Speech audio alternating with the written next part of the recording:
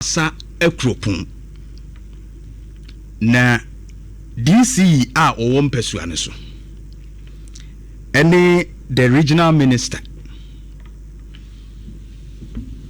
menim de ha wo mu but you see if these things are happening na enye se aban mu nkrofo bi ene taa wo mu achi a enye den ma DC any regional minister say be acting airtime NDC aban saadie we airtime say a school for school mu na school dynachi year to Galamsey na it took an international media gradi nyankopon yegu ye ho animas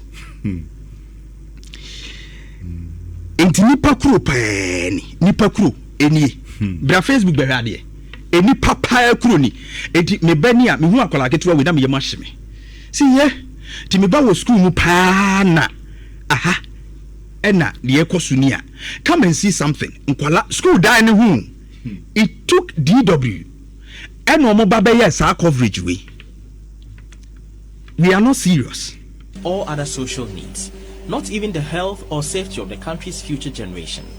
This is one of the many basic schools in Wase Kropon, and as you can see, right behind the school are excavators and miners searching for gold. Brabehe enkwada na anya we ntie dwirigu nkwada na so ade ye ne den behwe nkwada e wo school mu a wo mama break no mu di agro no excavator e ne sisuro nti we sa excavator we e power anya na chia and enkwada so likely say they will be going there. Chemicals amude be ya adwuma wo ho nyina nkwada e wo school mu enti ya dwiri no e ye de just seriously. But that is happening all over it. As you can see, right behind the school are excavators and miners searching for gold. This is illegal. School authorities tell me they are helpless against the influence of the miners. The use of heavy-duty machinery creates plumes of dust. The water is unsafe and the... Ote, yes, school penimfo no pese wo mu kra no omu tu ana mo azi omu ntimi omu ni ho ahode bia omu ka ye mfie omu ena ensu a ewo ho ankwada ne num kra so abeye dangerous se omu tu a anya eko school dan ni mu nyina omu sua de na ewurawura omu hwenim. That is the report. Hwe ankwada ne nam ho ebi kra say 3 years 4 years ankwada nketen to say primary school yes secondary school pool. This is not a secondary school. And we've allowed all this nonsense to be going on. Wasa Ekropon, who is the DC for that area? And then Kesu Odine Jumato. And the regional minister. Braberes, and your kitchen, and Wahano, Shawm Kanti, and the other side, no, Yabo Apatano, Tinquadano, in Futroni 2 years, and about Median. And we condone this nonsense because a year Omoan penning for one to Galamsey. And penning for one to Galamsey no Krumwa. They said they are quite could do school diet. Are we insane or what? Yeah, normal, dear. And Quadawi, because Minister Bia Banco says school we. Yeah, let me say it. Minister Bia Ba and Cosa school we. Appointee be anyone about eco school we be. And one penema sans him who wins him a basin way and coso. Was a groupon. How?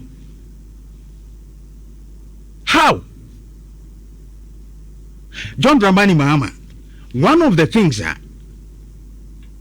Ebema NDC goodwill na yes I see a coffee, Ebema na a drop it pa. Kesie eye Galamsey honsem and you talked about say what point is in Ibika.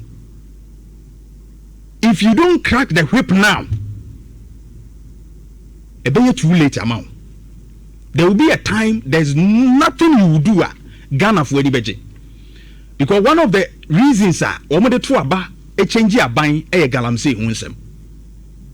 And if you sit down for this nonsense to be going on, ebe kakra no de obeye bia ni wa Ghana for because me nua pani Erastus e kan say bi o se 9 months no de ya setting up to fail because commander no kra se akade a wo mu hia kra de akodi dwuma no kra ne nsanka 9 months no By a pretend to see a fight Galamsey. This is shameful. Shankwadawi. Do better and yes, Akwadano akuma how when ya sebe yadi be cancer why if he has a now we leader. DC is a regional minister. Unya Bayfua Bisamidi be away. Ah? When ya Bonifosem. What they say? What they say? When we young for Raymond Nana Eba. Raymond Nana Eba. Made not to perform to them find 2 pages so. I will say a cropon some now can honor share. Wasa Amenfi East. Mention Munti a cropon no a ho and a share. Or the Raymond Nana Eba. Raymond they be a one so ya Galamsey nibi. Ebi omuria ubenya biedi. And I said one other homa or more, meaning the entire. What I have catch a penny, meaning the entire say we coso. Was some Memphis East. Meaning the entire we say ecoso. So John Dramani Mama. Would you see regional minister for the area? Was a croponi at the end. Ask them why this nonsense is going on. I won't pursue so. Now this in was school the Obayano. Me Butano. Coffee school was Sibi. This a woman the entire year to Galamsey will school down. Na there be on to a crown crab then was yadi. What to them was ya ABC na excavator and Sussiwachi. Well. Hey, Kofinya Mianu Penny or Mary Sabi yes so. I grow with any so. Suku Dano Crampo, me assure that Omunya Kra Ombe Dragu. Ah, now we share baby ye digare. And Galano so at your for and ya after Katum the NBU. Where you can see any beer or more funtumas when you're serious. We are not serious, Kofi. I'll grow in Niso. Just because of Sikanti. Yes, say a big beer to a sense. Suku Diane Quadratimu, Elsiadia. Now, and ya car, some say, Odiwano. Okay. Kofi Muraho. Okay. Kofi Muraho. Garao. Serious. Now, her be a and pray when a big away. A big coho because I had a trete. Ombeko Senko. And Suku Danan so no a abansoro. Enti omo excavate a form was ano a dino integrity no so no Ombeko eda a stick enti ubenza da kwete wa yes hey sukuu de adwiragu o enkura be sayi adi ni ba nkobi no wa fa ase bi nkobi yeah ohui so ya anya honhwe na ya hye kota botai akogina ho nyame na de ma wonu ana agye sebe ginie hwede akoso we sukuu de achi enkura nketenkete enye senior high school where you can dakati for nurse for ni kg p1 for akostra na classes e kire ko nyina na we obanya adwen sua de e sukuu we no medwen se ankrankra sukuu na ayesa na ehu se oh ankrankra ni we krampo na bia o party bia fenti ene sukuu kura ye nguru ye nse no eh mine Kofi ebe ye bia say there na abaika chepani wote wo hwe unhu ye